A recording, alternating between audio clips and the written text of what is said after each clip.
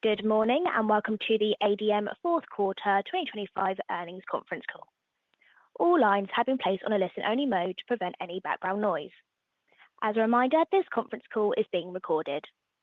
I would now like to introduce your host for today's call, Kate Walsh, Director of Investor Relations for ADM. Ms. Walsh, you may begin. Welcome to the Fourth Quarter Earnings Conference Call for ADM. Our prepared remarks today will be led by Juan Luciano, Chair of the Board and Chief Executive Officer, and Monish Patolawala, our Executive Vice President and Chief Financial Officer. We have prepared presentation slides to supplement our remarks on the call today, which are posted on the Investor Relations section of the ADM website and through the link to our webcast. Some of our comments and materials may constitute forward-looking statements that reflect management's current views and estimates of future economic circumstances, industry conditions, company performance, and financial results. These statements and materials are based on many assumptions and factors that are subject to numerous risks and uncertainties. ADM has provided additional information in its reports on file with the SEC concerning assumptions and factors that could cause actual results to differ materially from those in this presentation and the materials.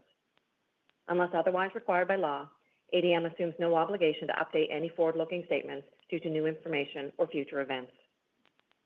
In addition, during today's call, we will refer to certain non-GAAP or adjusted financial measures.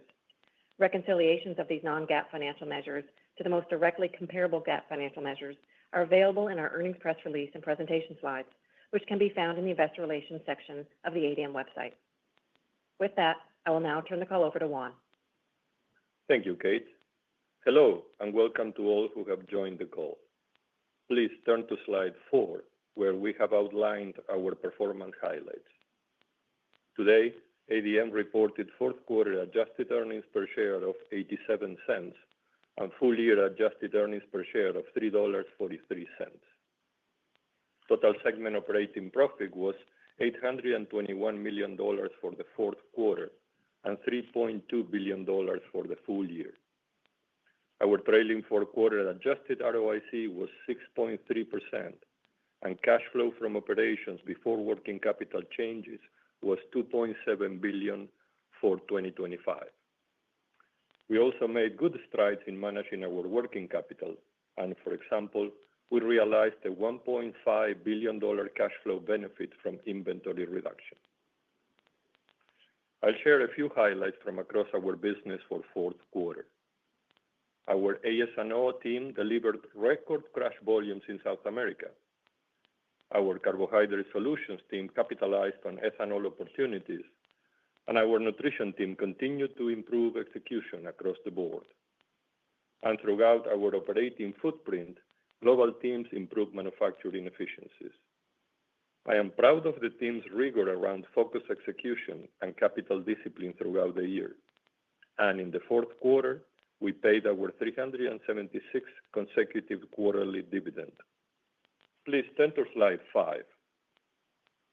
We navigated a dynamic and difficult market during 2025, and as we steered through those headwinds, we intensified our focus on areas within our control and prepared our business to take full advantage of what is expected to become a more constructive operating environment going forward. Here is a recap of the significant progress we made during 2025. First, we executed more than 20 projects as part of portfolio optimization and simplification initiatives that are helping strengthen our business and support our core strategy going forward.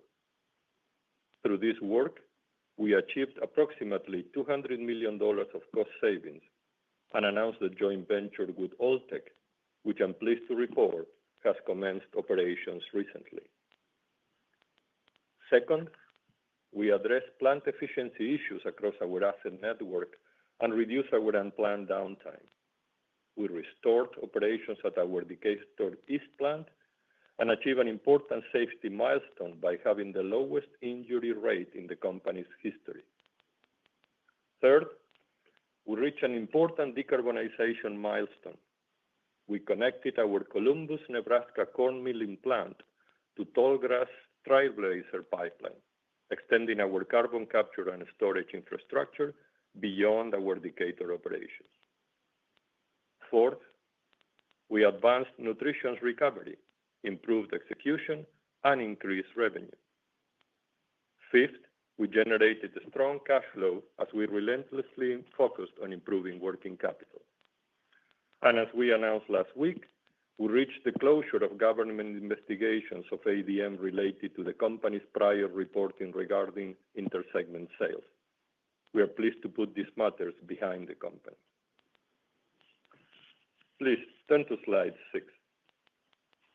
Our operating environment throughout 2025 was challenging, and our team demonstrated impressive resilience as we strengthened the core of our business through portfolio optimization, disciplined capital allocation, tighter working capital execution, enhanced cost control, and lower transaction costs.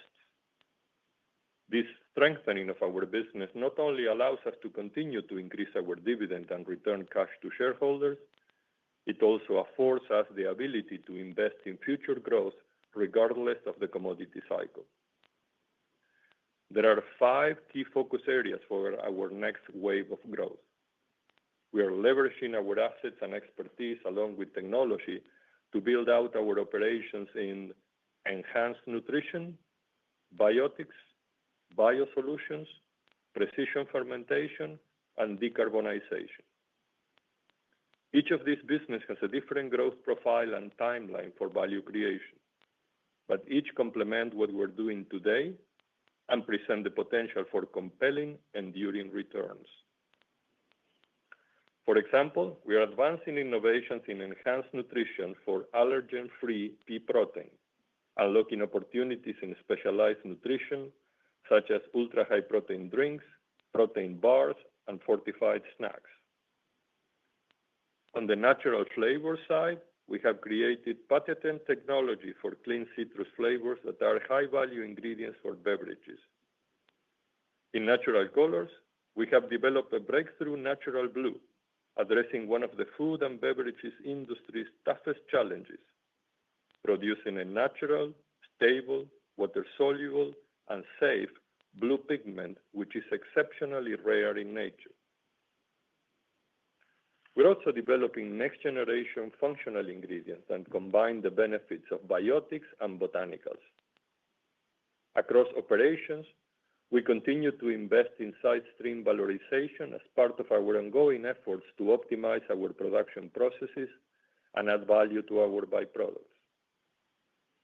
We also see a long, multi-year runway of growth projects connected to the work we're doing around large-scale decarbonization, including carbon sequestration.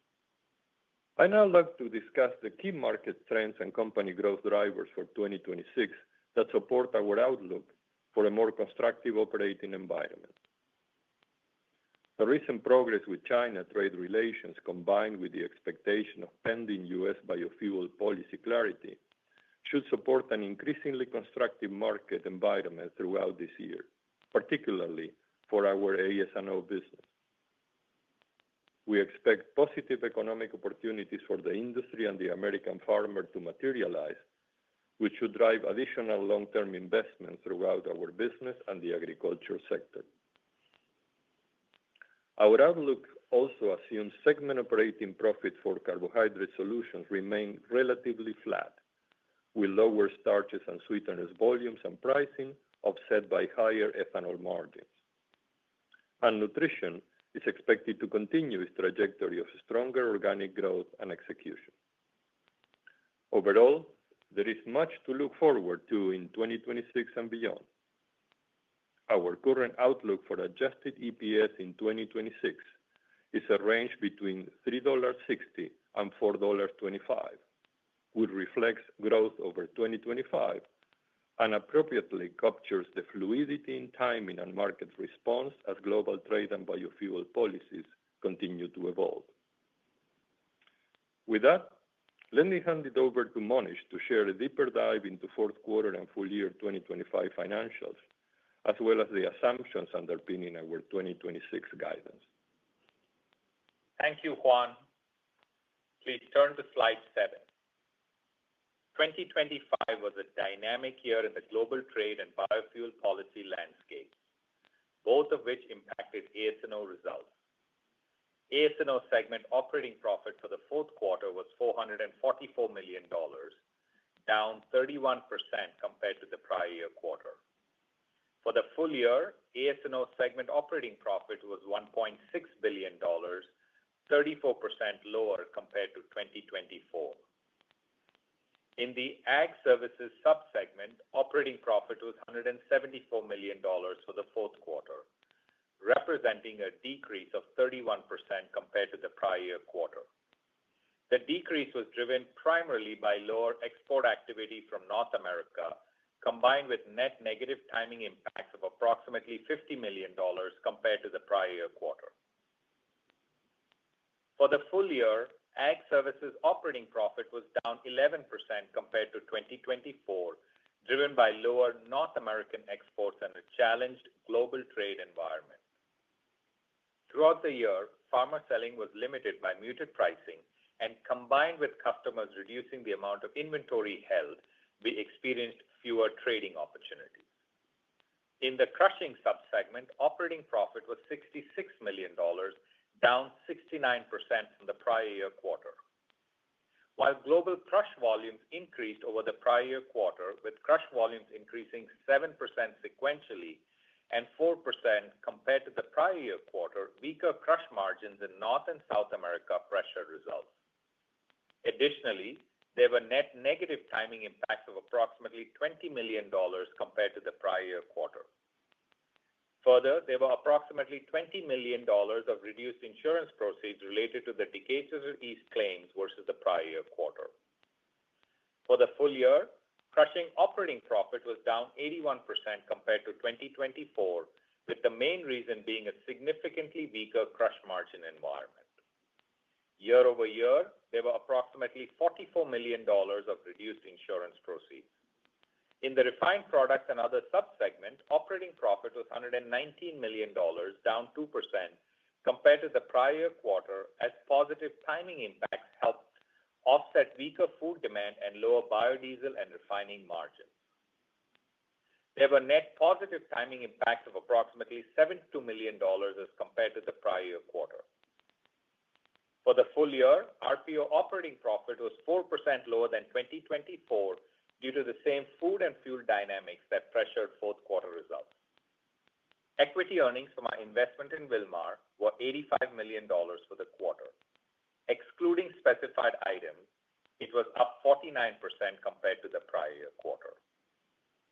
We typically record our share of Wilmar's financial results on a 3-month lag basis, with the exception of material transaction or events that occur during the intervening period that materially affect the financial position or results of operations. During the fourth quarter, we recorded a $254 million gain related to the transaction Wilmar closed and have presented this as a specified item. For the full year 2025, equity earnings from Wilmar, excluding specified items, were approximately 14% lower as compared to 2024. Turning now to slide 8. For the fourth quarter, Carbohydrate Solutions segment operating profit was $299 million, down 6% compared to the prior year quarter.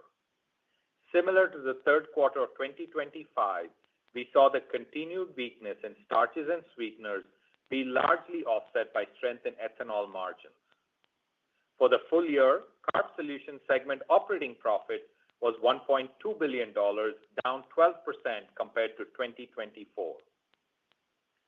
Further, there were approximately $33 million of reduced insurance proceeds related to the Decatur East and West claims versus the prior year quarter. For the fourth quarter, starches and sweeteners operating profit was $256 million, down 16% compared to the prior year quarter, in part due to a continuation of consumer buying trends experienced throughout 2025. We are seeing S&S softness being driven primarily from less consumption of packaged goods, and this impacted both volumes and margins.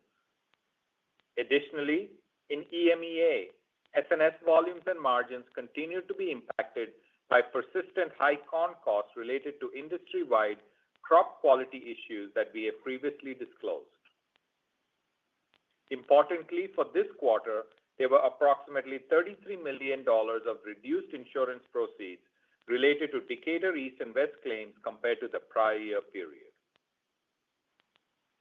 For the full year, S&S operating profit decreased by 21% as compared to 2024, with the decline primarily attributable to the ongoing trends impacting the fourth quarter. Year over year, there were approximately $75 million of reduced insurance proceeds. For the Vantage Corn Processor subsegment, operating profit for the fourth quarter was $43 million, up 187% from the prior year quarter. Ethanol industry margins remained stable through October and November before experiencing typical seasonal softening in December. Export and pricing strength continued to be supported primarily by mandated markets, which has kept inventory levels balanced. Overall, ethanol EBITDA margins per gallon for the quarter were approximately 33% higher compared to the prior year quarter. For the full year, VCP operating profit was up $119 million compared to 2024, driven by stronger demand, improving ethanol margins. Now turning to slide 9. In the fourth quarter, nutrition segment revenues were $1.8 billion, remaining relatively flat compared to the prior year quarter. Human nutrition revenue increased by 5% and animal nutrition revenue decreased by 4% compared to the prior year quarter. Animal nutrition revenue was impacted by previously disclosed portfolio exits. Nutrition segment operating profit was $78 million for the fourth quarter, down 11% compared to the prior year quarter. As previously disclosed, insurance proceeds related to Decatur East in the fourth quarter of 2024 were $46 million as compared to zero proceeds received in the fourth quarter of 2025. Human nutrition operating profit was $56 million, down 10% compared to the prior quarter, with the decline attributable to a reduction in insurance proceeds. Excluding the impact of insurance, the growth was largely attributable to strong North America flavor sales and recovery in specialty ingredients. For the full year, human nutrition operating profit was $319 million, down 2% when compared to 2024. Human nutrition experienced significant operating profit growth led by flavors and the recovery of specialty ingredients. However, this growth was more than offset by the reduction of insurance proceeds. As previously disclosed, insurance proceeds related to Decatur East in the fourth quarter of 2024 were $71 million as compared to zero proceeds received in the fourth quarter of 2025. For animal nutrition, operating profit was $22 million for the quarter, down 15% compared to the prior year quarter as a result of localized volume softness and the impact of one-time items.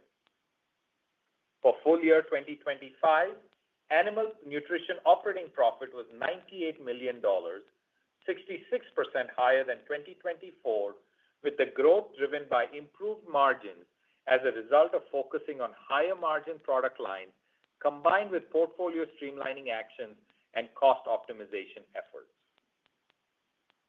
For the fourth quarter of 2025, corporate and other business costs increased by approximately 25% compared to the fourth quarter of 2024. For the full year, corporate and other business costs increased by approximately 19% compared to 2024. In both periods, the increase was primarily due to higher charges related to revaluation losses, including impairment, contingency, and restructuring charges. These losses were partially offset by lower interest expense, higher other income, and lower unallocated corporate function costs. Turning now to slide 10. For 2025, ADM generated cash flow from operations before working capital of approximately $2.7 billion, down by $600 million relative to 2024, as a result of low overall total segment operating profits. Restricted cash increased $1.2 billion to $4.5 billion, mainly driven by ADMIS. We continue to maintain a solid cash position, and we have made good progress in improving our working capital efficiency. As Juan mentioned, we realized a $1.5 billion cash flow benefit from inventory reduction as we sharpened our inventory management practices and improved demand forecasting. We continue to be very disciplined in the areas in which we invest. For 2025, we continue to be very prudent in our investments and invested $1.2 billion in capital expenditures. We also returned $987 million in dividends to shareholders throughout 2025, with Q4 being our 376th consecutive quarterly dividend. And finally, our leverage ratio at December 31st, 2025 was 1.9 times, in line with our previously communicated year-end target ratio of approximately 2 times. Now turning to slide 11, we have provided further details on our 2026 outlook. Earlier today, as Juan mentioned, we provided our current outlook for 2026. We are providing an adjusted EPS range of $3.60 to $4.25 for the full year 2026 and view this range of outcomes highly predicated on several key factors. First, the timing of when we receive U.S. biofuel policy clarity. The earlier we receive policy clarity, the larger the opportunity to take advantage of what we expect will be an increasingly more constructive operating environment. Second, the size of the RVO requirement and the SRE offset. With the final mandate still under evaluation, visibility into the magnitude of improvement in the operating environment and the pace of industry adoption remains limited. Third, we expect robust ethanol export opportunities to continue, driven by mandated markets. We also expect domestic demand to strengthen with the U.S. biofuel policy clarity and ethanol margin strength to be further supported by policy incentives. Strength in ethanol is expected to offset the continued softness in SNS projected from a continuation of the same consumer behavior trends we experienced in 2025. Fourth, we are expecting continued growth in nutrition, driven by growth in flavors, continued recovery in specialty ingredients, and growth in health and wellness as global consumption of biotics increases and customers expand their range of applications.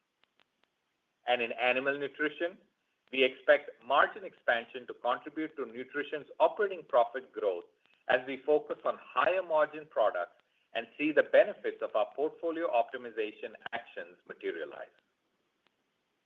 As Juan mentioned, we have commenced operations of the joint venture with Alltech, and while we don't expect it to have a material impact on nutrition operating profit in 2026, we will see revenue decrease as a result of contributing those operations to an equity investment. Fifth, moving to corporate. We expect a portion of the segment operating profit growth discussed to be offset by higher expenses year over year that reflect continued investment in R&D and digital platforms, the impact of lower performance-based incentive compensation relative to 2025, an expected effective tax rate between 18% and 20%, and lower ADMIS interest income due to lower interest rate environment. We will also maintain a disciplined capital allocation policy, including a focus on solid cash flow generation while we continue to pursue cost savings. And we remain on track to achieve our targeted aggregate cost savings of $500 to $750 million over 3 to 5 years, which we began in 2025. Additionally, for 2026, we expect to invest approximately $1.3 to $1.5 billion in capital expenditures. With regards to the first quarter of 2026, as previously disclosed, we expect crush margins in the first quarter of 2026 to be similar to the fourth quarter of 2025, as we have already booked a large portion of our first quarter business. As a reminder, we don't exclude mark-to-market from our estimates. So depending on how factors, including board crush and cash margins, move, we could see positive or negative mark-to-market timing impacts that differ from our current expectations. In Carb Solutions, we see similar trends to those we saw throughout 2025 relating to demand softness in starches and sweeteners, and we expect ethanol margins to be tempered by higher industry run rates.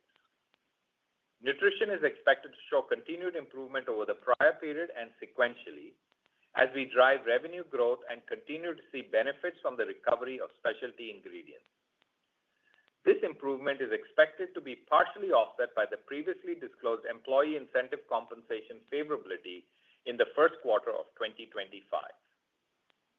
Our team is also continuing to monitor consumer behavior as it relates to our human nutrition business. To conclude, I want to thank our ADM colleagues for their focus, disciplined execution, and continued commitment to our long-term success. These efforts remain essential to navigating today's dynamic operating environment and delivering value for our shareholders. Back to you, Juan. Thanks, Monish. Let me wrap up by saying thank you to our colleagues for the solid strides made during 2025 with our strategic portfolio optimization and cost reduction initiatives, all of which are expected to strengthen our business and our cash flow for years to come. We're building out the next wave of long-term value creation, and specifically for 2026, we will be highly focused on optimizing our results in what we expect to be an increasingly constructive operating environment. With that, we'll take your questions now. Operator, please open the line. Thank you. If you would like to ask a question, please press star followed by one on your telephone keypad. If you would like to remove your question, please press star followed by two. When preparing to ask your question, please ensure to unmute yourself locally. The first question goes to Manav Gupta of UBS. Manav, please go ahead. Good morning, and first, really want to congratulate the entire team. And I know Monish and his team particularly worked very hard with the SEC and DOJ. So glad that's all behind you. Very happy for you about that. My first question here is, sir, that I know it's difficult to provide a guide with RVO not out there, and thanks for doing that. I'm just trying to understand, renewable diesel margins are already on way to amend. RINs are also moving higher. And so when the RVO finally arrives, do you expect a material jump in the operating rates and processing rates of both biodiesel and renewable diesel facilities?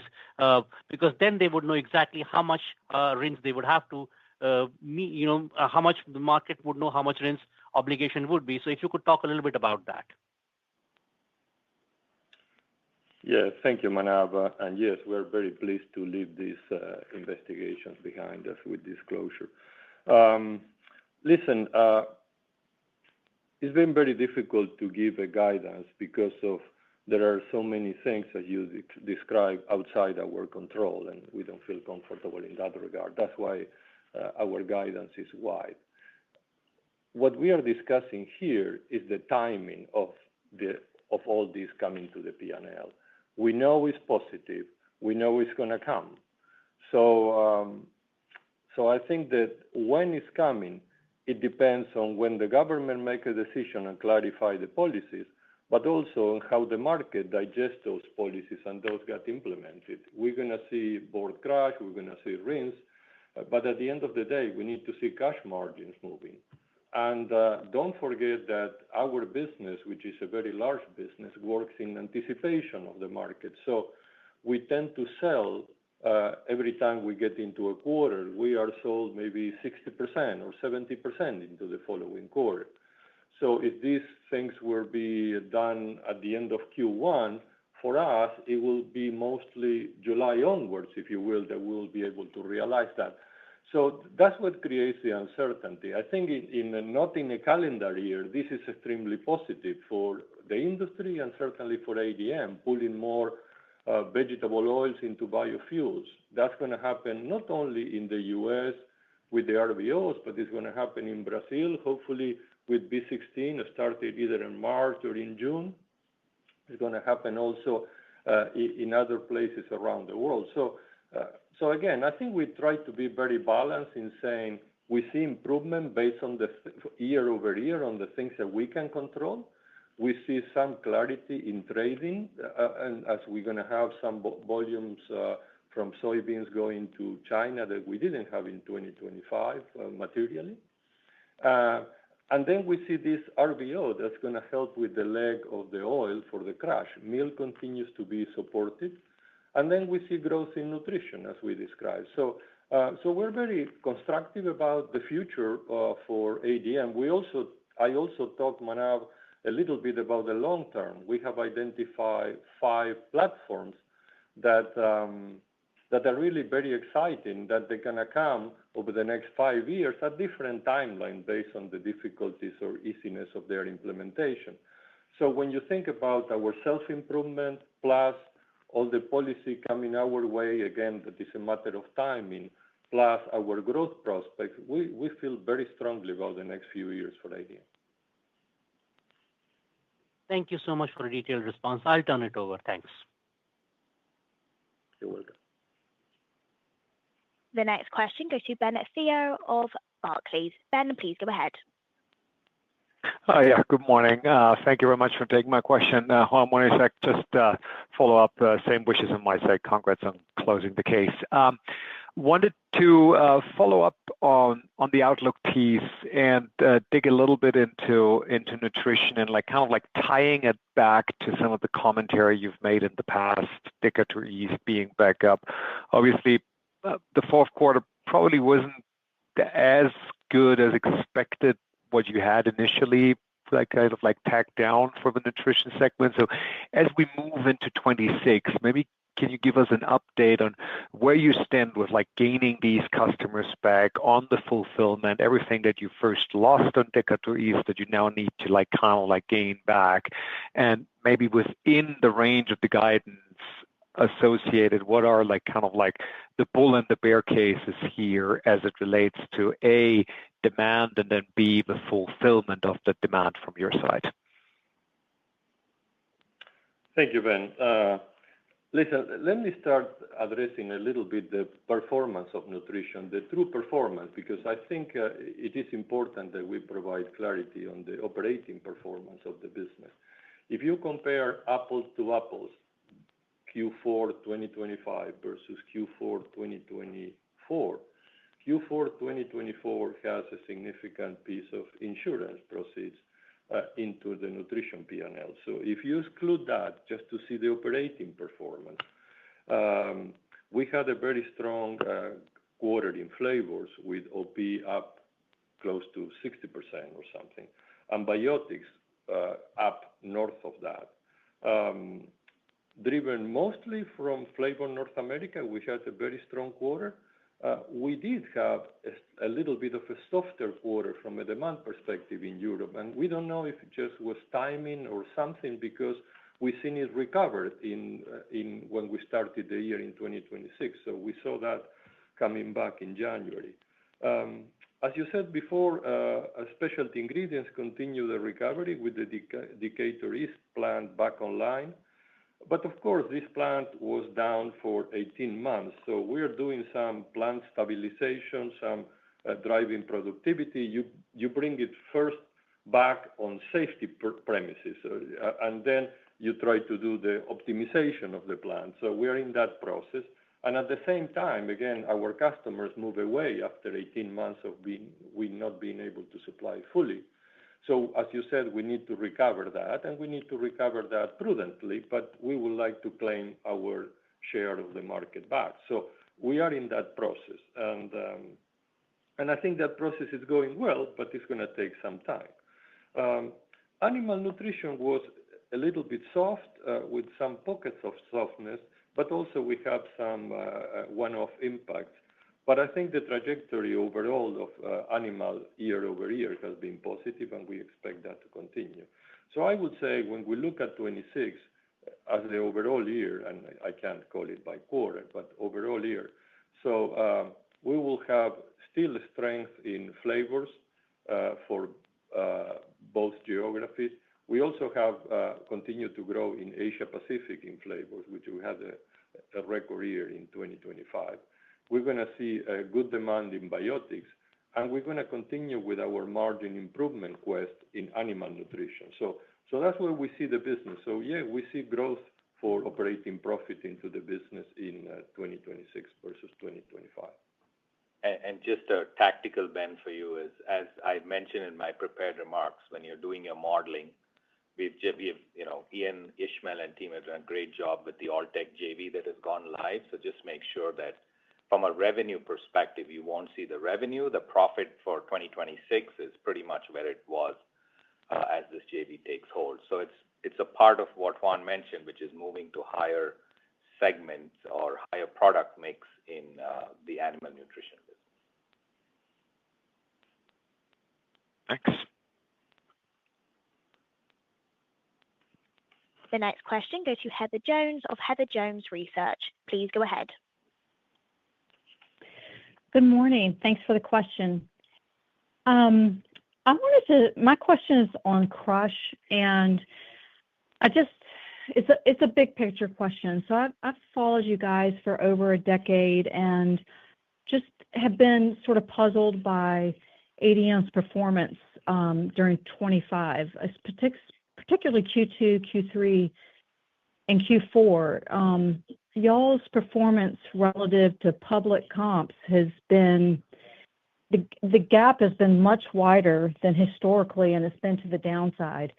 And my understanding is that your runtime issues have improved in 25, and that y'all have done a better job on the operations execution side. So just wondering, is there a change in how you're hedging, or just because obviously the biggest influencer of your results over the next couple of years is going to be RVO policy, and it's going to affect crush most dramatically. And so I'm just trying to get a handle on how we should be modeling how ADM will benefit. So if you could just help me understand that disparity, it would be very much appreciated. Thank you. Yeah, thank you for the question, Heather. Of course, we spend a lot of time in Ag Services and Oilseeds, which is our largest business. I don't see anything clearly from a commercial perspective that has changed for us to justify what you described. I would say the main difference since I've been running this for so many years is our manufacturing costs have gone up. Not actually the performance, as you said, online time, I think, has recovered, and that's going well. But our cost in terms of energy or manpower or contractors and things like that is higher than it used to be. And we're working hard to reduce that. But that's probably something that I can point out. And as I said, we have good plans to do that. Things have become a little bit more expensive to build. We have a large footprint, a little bit more expensive to repair, and labor has been more expensive, especially in North America. I would say if you look at the cost of our plants in the rest of the world versus North America has become a little bit more expensive over the last few years, I would say post-COVID. I got the impression, or not exact science, that post-COVID, the rest of the world came back a little bit more to the pre-COVID, if you will, cost standards, while North America will still have a little bit more of that. And of course, it's not fat, but we need to find that productivity improvements, and we have plans to accomplish that. If you don't mind, I'll add one more. Sorry. Heather, just as you think about the cost out, the 500 to the 7 that we've talked about, and we've started that work in 2025, as Juan mentioned, one of the big items in that unlock is manufacturing cost productivity. And that's what the team has plans to keep driving it. They've made progress in 25 and will continue to make progress in 26 and beyond. Okay. Thank you so much. The next question goes to Andrew Strelzik of BMO Capital Markets. Andrew, please go ahead. Great. Thank you for the question. Good morning. I wanted to go back to the guidance and in particular your assumptions on the higher end of the range. And, I appreciate some of the uncertainties around timing and magnitude related to the RVO. But can you just share a little more specifically what you've assumed from a crush margin perspective and maybe an improvement timing perspective on the high end of the range? And I guess what I'm really trying to get at is isolating kind of a post-RVO EPS run rate implied by your guidance at the high end versus, kind of the first part of it. Thank you. Yeah, Andrew, as Juan mentioned, and we've said in our prepared remarks too, at the end of the day, this is all going to depend on two things. One is what happens with the RVO guidance, what is in the RVO guidance, what's the timing of the RVO guidance, and what's the adoption of the market range. So it's very hard to sit here right now and pinpoint exactly a number that says when and how much crush margins are going to be because it's dependent on so many factors. But what we have assumed in our higher end of the range, and that's basically where we're sitting right now, one is, of course, the timing of RVO and whether the adoption of RVO happens faster and crush margins go up because of that. We have also assumed that there's strengthening of consumer demand. So if consumer demand strengthens, which is both for starches, sweeteners, overall packaged goods, nutrition, as well as demand for biofuels could definitely help us out. We have also, talked about saying, how does RINs move up? So we'll have to watch how RINs move up. And Manav asked the same question and RINs. Board crush has moved up already based on some of the commentary out. So board crush has gone up. You can, depending on the year, has gone up nearly 40, 50 cents for December of 2026. That's board crush. At the end of the day, it all has to translate back to cash margins. And so therefore, that's something you have to just keep working through and watching.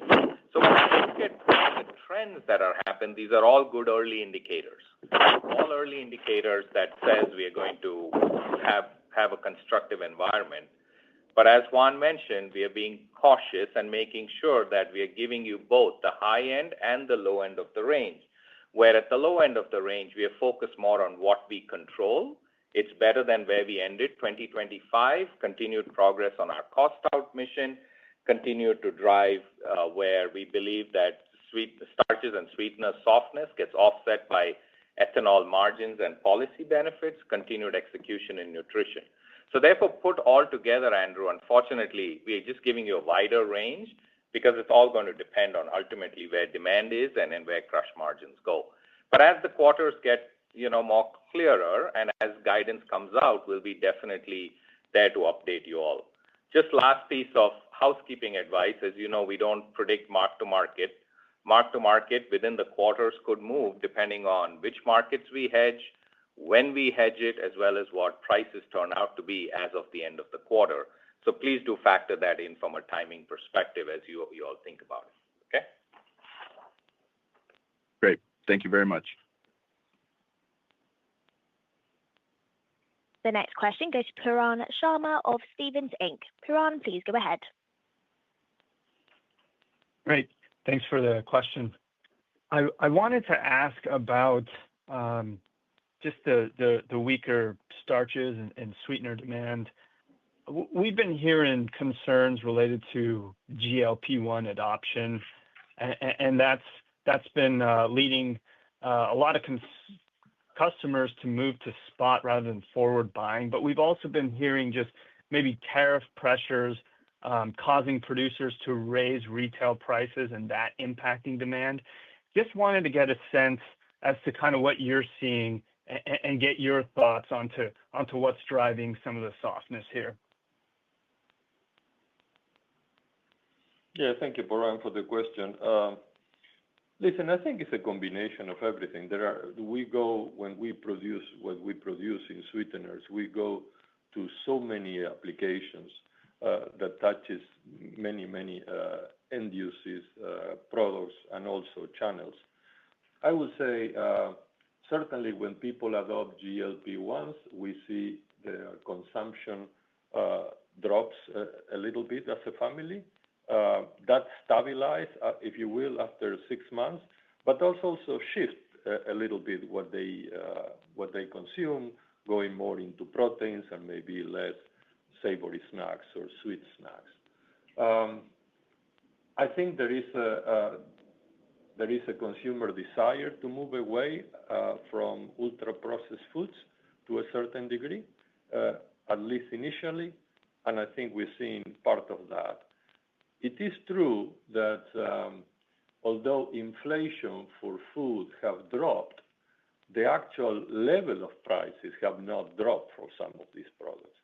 And we have seen some of our customers trying different price points to test that elasticity, but prices remain a little bit high. And I think that when the consumers see shakiness, if you will, in the labor markets, they start to become more prudent about what they do, and they become more sensitive to pricing. So I think it's a combination of things. We are very blessed to have the ability to make many, many products from corn, and we are blessed to have a marketing team looking at industrial applications, whether it's in mining or packaging or construction and cosmetics and others. And I think that has helped us to soften some of that. But the reality is, liquid sweeteners volumes are down, maybe in the range of 5 to 7%. And we're fighting hard to offset that. Part of that offset for 2026, we think, will come from 45Zs and ethanol margins, and that will keep probably Carb Solutions, the way we think about it, relatively flat year over year. But we have an intense focus on protecting that volume and shifting it to other applications that may not be exposed to the same trends. Okay, thank you very much. You're welcome. The next question goes to Tom Palmer of JP Morgan. Tom, please go ahead. Good morning, and thanks for the question. I wanted to maybe just clarify a few guidance items quickly. Just first, I think in the past you've given dollar amounts for corporate and then percentages for kind of expected tax rate. Apologies if I missed it. I don't think we got it today. And then on AS&O, we've a lot of discussion, I guess, on the crushing piece, but RPO and ag services, any framing of kind of relative to what we saw in 2026, where they might trend? Thank you. So you'll have to remind me all your questions, but I'll try if my memory is right, Tom. One is tax rate. So adjusted ETR or expected ETR for 2026 is between 18 to 20%. On corporate, as I've said, corporate will be higher on a year-over-year basis, driven by a few facts. One is the improvement in SEG-OP. Some of that we are going to use to reinvest back in the business in R&D and digital, number one. Number two, we will continue to see the impact of a lower incentive compensation in 2025 that won't repeat in 2026. And three is we are going to continue to drive cost out as we have committed to keep driving cost out in corporate. So that's corporate. When you think about ag services and oilseeds, I think that was your third question. As we have said before, there's a wide range that could happen in ag services and oilseeds. Again, depends on RVO clarity. What we have done, Tom, is at the low end of the range, said that assuming there's a deferral of RVO policy or U.S. biofuel policy, we see crush margins to be flat, and then so that's factored into the low end of the range. As Juan also mentioned, from an ag services perspective, North American exports should be higher based on the policy clarity that we have got for, especially with China, where we should see higher volumes sold to China versus what we did. in 2025. And then at the high end of the range, I already answered that question on different things to think through. For the first quarter, I would say, again, crush margins based on the book that we already had. And we have previously disclosed that too when Greg was on stage in another conference, that for Q1, we expect crush margins to be very similar to Q4 in crush margins. For Q4, we have also disclosed, but just again, as you're building your model, those crush margins include a recovery of Decatur East insurance proceeds of approximately $30 million. I think it's 32 to be precise. That's in those crush margins. So hopefully I answered your questions, Tom, but if I missed something, let me know. Thanks so much. Just on the RPO piece. Thank you. When you say on the, what's outlook? Again, listen, at the end of the day, Juan's mentioned this on multiple calls, and so has the team. I think, Tom, it's going to come down to what is the demand for RPO. I think that's number one. And number two, once RVOs come through, there's going to be a time lag between how much you start seeing in crush margins, what RINs do, and therefore then how does it incentivize producers to start manufacturing product again as consumers. So as of right now, I think that's all in our range, and it's all going to come down to what RVO policy turns out to be and what demand turns out to be. Okay, thanks for all the detail. The next question goes to Salvatore Tiano of Bank of America. Salvatore, please go ahead. Yes, thank you very much. I want to go back to essentially what happens once the RVOs are out, but taking a step back from explicit crush margins. So the high end of your guidance at 425, is it fair to say that it implies kind of that starting in July, assuming, as you said, with the lag, you'll see the benefits in July in the high end, in the best case scenario of perhaps $1.30 in EPS per quarter? Is that kind of where the new earnings power is going? And obviously, if that is the case, does this mean that with no other change in your outlook on a full year run rate in 2027, we could see EPS in the low fives? Is that kind of your big picture view here? So, Salvatore, again, I think it comes down to it's right now very hard to predict exactly what that number turns out to be.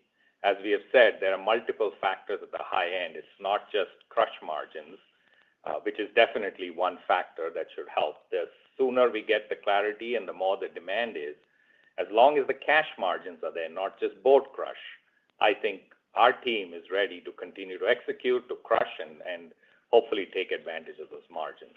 The other drivers in my high end of the range were also making sure customer demand or consumer demand remains strong. That's the second. And then third, as Juan mentioned, on sweeteners and starches and where ethanol margins. So there are multiple factors that have to go into place. To answer your question on the long run, as Juan mentioned, there are 5 pillars that we think over the long run that should start helping us. And the company has taken 2025 to continue to be very prudent on cost, but also on cash, and using that as a way to invest in these growth platforms that can create value over the long term for ADM. How that timing works out between 25 and 26 and 27 by quarter, sitting today, Salvatore, it's unfair for us to be able to make that prediction because there's so many factors at play. But long term, as Juan mentioned, ADM's ability to keep growing, keep creating value, keep returning value to shareholders, whether in the form of dividend or in other forms, continues to remain a big keystone of our capital allocation policy and our thesis to return value to shareholders. Great. Thank you very much. The next question goes to Stephen Haynes of Morgan Stanley. Stephen, please go ahead. Hey, good morning, and thanks for taking my question. I wanted to come back to the Carb Solutions guide for the year. And maybe if you could just help us think a little bit about how your sweetener contracting season went or is progressing, and I guess kind of within your guide, how much of that weakness is related to maybe margin versus volume. And then secondly, if you've included any kind of explicit uplift from 45Z or 45Q, if you're willing to quantify that, that would be helpful. Thank you. So yes, Stephen, Carb Solutions, the contract season went well, but as I said, with some softness in volume that at the end of the day impacts margin. I can't quantify exactly how much of this. As I told you before, we don't have these big cliffs of contracts anymore. So I think that it is a blend, but certainly versus other negotiations, it has been a little bit softer this year than others. With regards to 45Z, there are many factors to consider, of course, to estimate the benefit. As you know, we need to think about the carbon intensity by plant, the prevailing wage issue, the amount of carbon we sequester during all this, the production volumes, and of course, we need to see how the industry will react in terms of pricing to all this 45Z. We still don't have final guidance, but we know that this has cleared the White House Office of Budget, so we hope to hear from them soon. We think when we put in our estimate, we think that it could be approximately $100 million. But as I said, just to give you a flavor, there are many variables, so take that with a grain of salt. Understood. No, thank you. Appreciate the color. You're welcome. Thank you. Your last question goes to Matthew Blair of TPH & Co. Matthew, please go ahead. Great. Thanks so much for squeezing me in here. You mentioned that you're expecting robust ethanol exports to continue in 2026. I think India already hit its 20% ethanol blend rate target. So could you talk about other markets where you see incremental opportunities for ethanol exports from the U.S.? And then also, do you have any thoughts on the likelihood of E15? And if that does pass, is there any sort of range or any sort of guide on the potential uplift to your Carb Solutions business? Thanks. Yeah, thank you, Matthew. Listen, the U.S. continues to be very competitive in ethanol in world markets, and I think it's certainly more competitive than Brazil.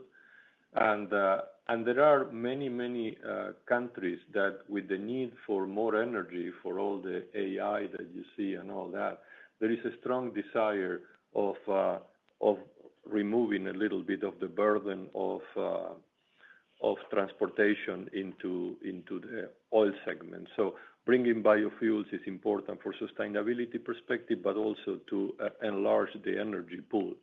So we're seeing countries, and anecdotally, like Vietnam is going to launch some, but there are like Japan is having it in the forecast. So there are many countries queuing to do that. The blending rates could go high. I always give the anecdote that when I was living in Brazil like 30 years ago, we were already driving cars with 20-something% ethanol, and they were, American-made cars, if you will, by brand.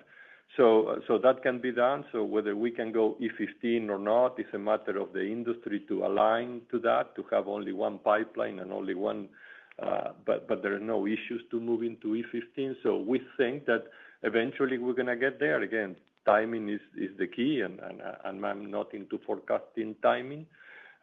So we feel very good about that. It continues to be a very cheap oxygenate. I mean, oxygenate's comparable to that trade for like maybe $2.90, and ethanol is like $1.60 or something like that. So it continues to be very competitive. So we're optimistic into that. We also have plans that will have the opportunity to provide low carbon intensity to that based on our carbon capture and sequestration. And I think that will bring other avenues for ethanol, potentially SAF and other things, not only here, but outside the world. So I think we're positive about that. I think it speaks a little bit because at times, biofuels become less of an impact to us. At times like now, becomes more important, it speaks a lot about the strength of our diversified model, that we are global and very diversified portfolio that allows us to do things like invest for growth while we are able to increase the dividend like we increased this year, even at times in which you can consider this almost like tough conditions from an industry perspective. So I think it shows the strength of our model that provides a very strong base during the tough times. And now you're all asking questions about what could be the upside, and we would like to ride to that upside. And all we can do is improve our facilities to be able to run fully when that times come, and being able to take a full advantage of the market opportunities or the regulation opportunities that will be presented to us. So we've been very satisfied how we handled the cash and the increase of dividends over the last 2 years. There were tough market conditions, and now we are ready to ride the upper side of the cycle, if you will.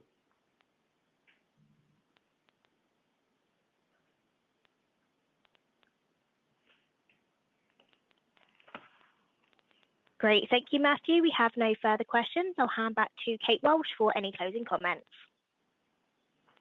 Thank you all for joining the call today. We appreciate your continued interest and support of ADM and wish you a great rest of your day. Thank you. This now concludes today's call. Thank you all for joining, and you may now disconnect your lines.